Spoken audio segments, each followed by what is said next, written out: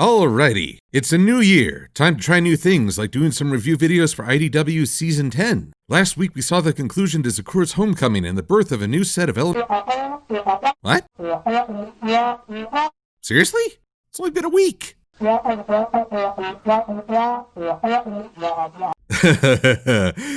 Anyway, let's talk about Scootaloo's journey to appreciate her place within her own family. This is what I get for trying to be timely.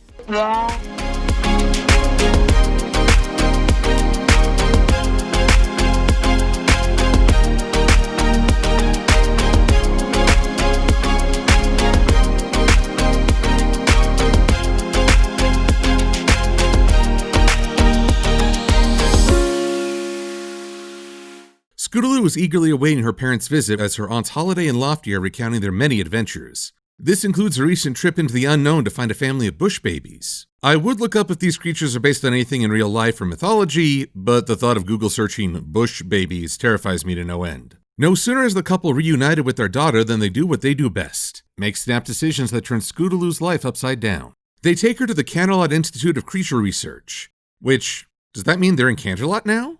And we got there without a drop of exposition on the train ride? Shocking. The goal for Snap, Shutter, and Main Allgood is to give their daughter a chance to understand their work and perhaps share some interest. After all, it's been their passion for most of their lives. They want this to be a chance to share enjoyment as a family.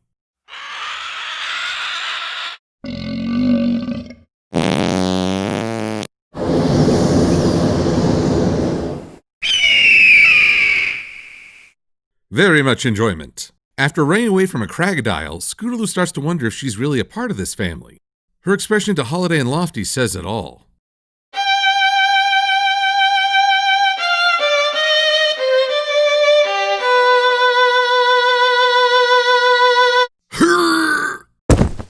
Fortunately, Holiday and Lofty are really awesome guardians as they offer some lemon bars and advice.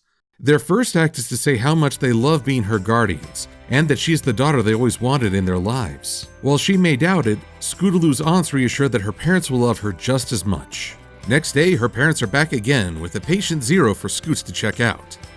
Given all that's happened, I don't think I'll be making any jokes there. Sorry, y'all.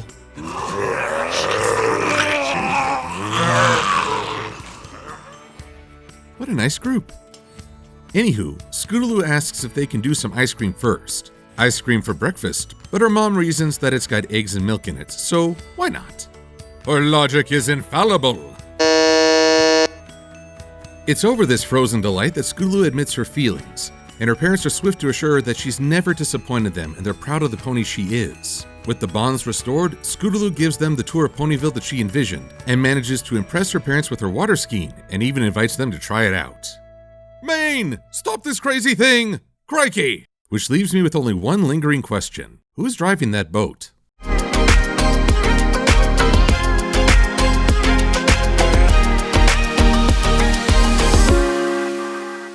Our visual delight comes courtesy of artist Trish Forstner and colorist Heather Breckel. This is also the first comic to feature the show-accurate versions of Holiday and Lofty. Ponyville Mysteries took its own shot at depicting these characters, but I'm a sucker for the dynamics between these two. And I gotta say that the emotions on display here really hit home, especially Scootaloo's breakdown, which I refuse to view again because my heart can only take so much. A lot of the art in this story's middle is a study in contrast, what with the obvious excitement from Scootaloo's parents and her own reactions. I think this panel best shows the disparate views. However, it's here at the Conservation Center that we also hit a few tripping points. Your standard comic is going to favor straight lines to depict any sort of artificially created environment. My Little Pony often takes the approach of drawing things just slightly off. Simply put, I think a lot of stories would benefit from drawing environments to look a bit more like the Muppet Family Christmas or Charlie and the Chocolate Factory's environments, rather than going for a real-life look. More show-accurate are the creatures within, including another Bofagren, a Mulworth, a Phoenix, and a Rock. In terms of models, they're very spot on, but one will notice that the colors are different. I don't have a problem with this, as different colorations makes things more diverse and true to nature. But then we get to the crocodile. It's colored and scaled to where it might be the junior crocodile from The Last Crusade. But there's not a lot of texturing to suggest it being made from stone, which is one of its most interesting traits. Though I do love how disappointed it looks as Scootaloo flees. Oh, do I not get to witness some family bonding? One last aspect of the scene is that none of the characters' bodies interact with the water. It's a flat blue surface, making it look like they're walking on it. Scootaloo's walk home features aspects of what I've been talking about. Settings like the trees in Sweet Apple Acres and the lake for skiing are more rounded, with uneven lines that depict a more natural element. But most of the buildings are entirely straight. Only the Crusader Clubhouse seems to have more of the show's inclinations. Though not all lines feel like a missed opportunity. I think it's pretty clever how the team uses Scootaloo's water skiing line as a divider between actions. Make it so you can see several events in a single panel by creating additional boundaries. But perhaps the best moment for the art comes from the visual depiction of Scootaloo and her parents' relationship while having ice cream. One could have placed the characters evenly around the table, but instead we get to see Scootaloo at the furthest possible distance from her parents. It's from the same tactic book as Citizen Kane, where the growing distance at the breakfast table signifies the lead character's growing alienation from his wife. Thankfully, we get to see the family overcome this distance and gather at one end of the divide.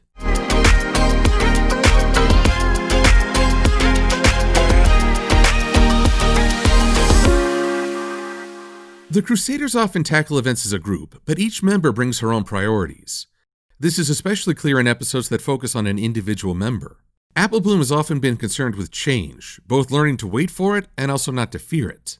Sweetie Belle's struggles often revolve around the need for respect and lashing out if she feels she's being neglected. Scootaloo is a pony constantly testing her limits in terms of physical ability, but she also has to face what she'll do when she runs up against a hard limit.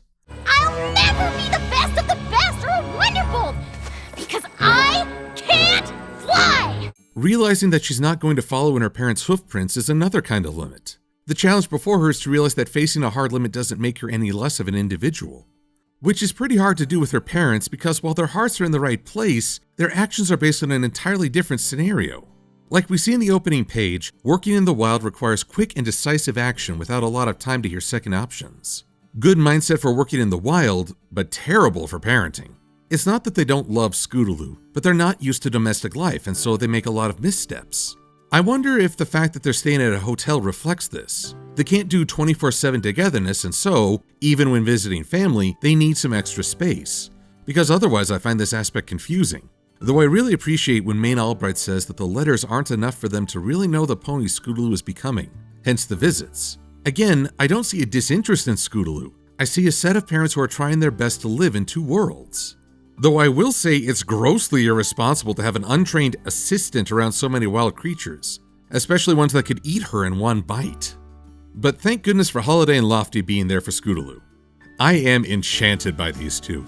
Much like the duality I noted in the cakes, these two complement each other so well. Consider they are now official designs. Holiday is softer and more rounded. She talks with a smooth voice and is very health conscious. I left you plenty of healthy food for the weekend. Her partner is leaner with sharper lines and eager to get some enjoyment out of life. And I left you cookies. And while her humor is not cruel, it does have a certain bite. Maybe you should have thought of that before you sold the house. It's part of why I enjoy their teasing at story's start. I am a sucker for opposites attract. But when Scootaloo is at her weakest, those differences vanish and the two become a perfectly synchronized team. At comic start, Holiday tried to assure Scootaloo of her parents' love, but I don't think that works because it's something that needs to come from the parents themselves. Instead, Holiday and Lofty do a brilliant job of assuring Scootaloo by expressing their own love. They let her know that they'll be there for her and how proud they are. I think they have faith in Shudder and Allgood to express the same, but in that moment, Scootaloo needed to know that she had a foundation to stand upon. She could express herself more freely because she wasn't afraid she'd lose everything. As I recall, Scootaloo had a hard time speaking up in Sleepless in Ponyville because she thought it would cost her idols respect. So I think this is very in character. If you look at this story overall, it has similar beats to The Last Crusade.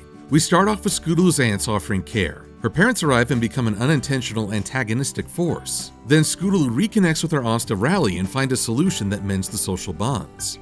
What separates this story is that the other Crusaders are not there as either advisors or a distraction. The theme of family bonds is much more intense because it's kept within that family. I do feel a little bad that Snap, Shudder, and Maine Allgood seem to be stuck in the antagonist role. I'd be curious to see a story where they act as Scootaloo's support, even against another antagonistic force. But that reminds me of something I see in My Little Pony, the flexible family relations. Growing up, television often showed the elders in the family as always right, and it just took time for the youngins to get the message. More recent cartoons seem willing to show kids that can teach the parents, or that wisdom can come from any family member branch.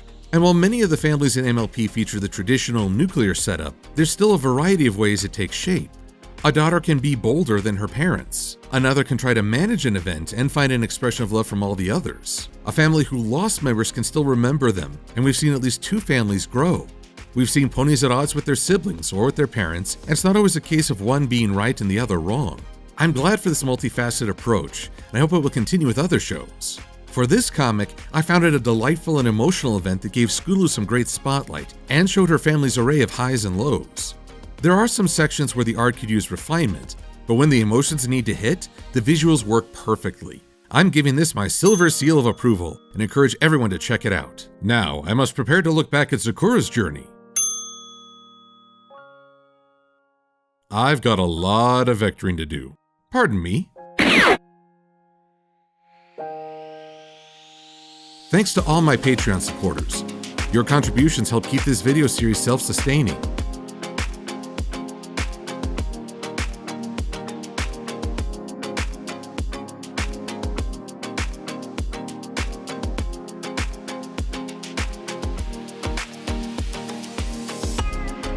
And thanks to the artists within the fandom who gave up their time and talent to draw my OC.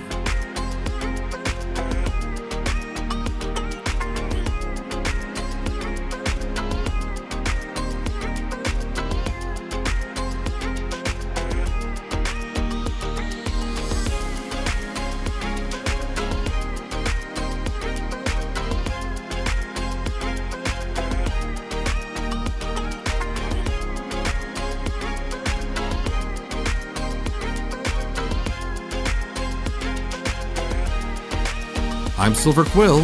Thanks for watching.